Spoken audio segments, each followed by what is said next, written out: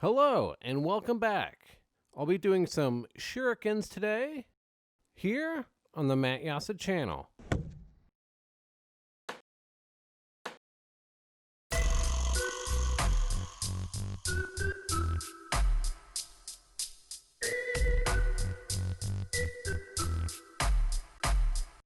I am starting off today on a 9mm rod.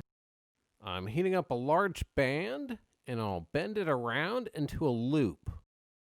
I'll keep progressing the heat down and slowly let gravity bend it into that loop shape.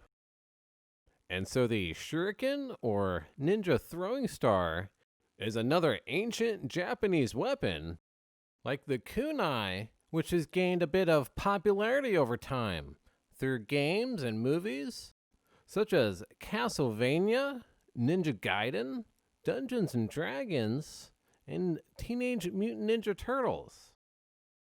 Even Batman's Batarang is technically more of a shuriken. But now for this shuriken, I'm going to connect up with another 9mm rod. I'll take off my last rod and finish up that loop so it's nice and round. The more even it is, the more even my disc will be when I flatten it out. So unlike the kunai, which I recently did some glass versions of, this isn't meant to be a general tool, but definitely a weapon.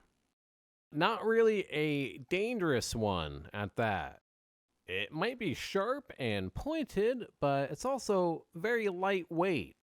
Being thrown, it might travel pretty fast, but it's not going to be able to carry a lot of force, a lot of power. I'm using my brass reamer here to open up the hole a little bit wider.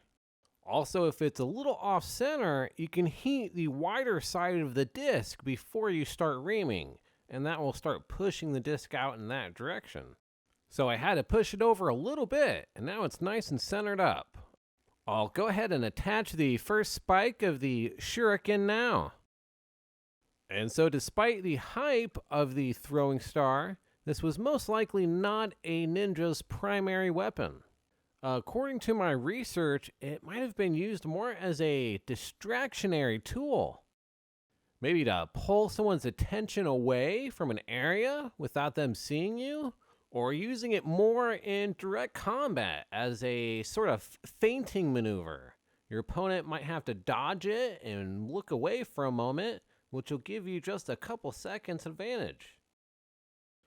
And now for myself, I don't really have any opponents.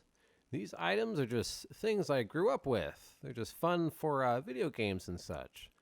I'm not really a big fan of conflict. I always say that the most powerful tool or weapon that you can wield is your mind. Like the quickest way to defeat your opponent is just to make allies. I know we have accomplished amazing feats of human ingenuity in the past, so I definitely see it's possible in the future. But I will be getting a little aggressive here with these shuriken when I throw them into a styrofoam target.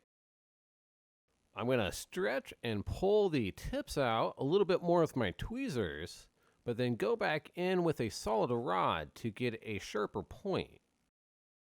It's actually very difficult to get a sharp tip or any kind of sharp edge using the flame. Naturally, the flame will want to melt back any edges or tips into a thicker glob. So using the right cold working tools, you could get some sharper edges. It might even stick into a soft wood. And now with the first 3 spikes done, I'll punty up to the last one in order to melt off my other punty, which will become the 4th spike. That punty connection on that last spike is very weak. I have to be careful not to bump the shuriken on anything, or even moving and flicking it around too quickly. And so I'll put this one and the other ones I made into the kiln to anneal. But being as thin as they are, they might survive bench cooling also. I had 0 cracks during this whole project. And here they are. I think they're looking pretty good for being handmade. Being transparent makes this an awesome tool for any stealthy ninjas. But now, let's see if this hidden hand blade can live up to its infamy. Yeah!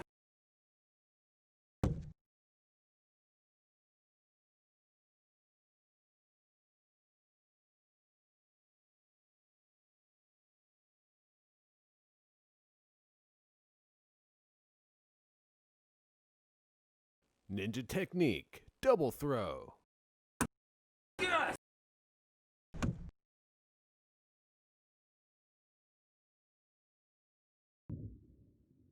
And now we've reached the end of the Shuriken video. Make sure to hit the like and subscribe button, and don't forget to share this one on your favorite social feed. Thanks for watching the Matt Jasa channel.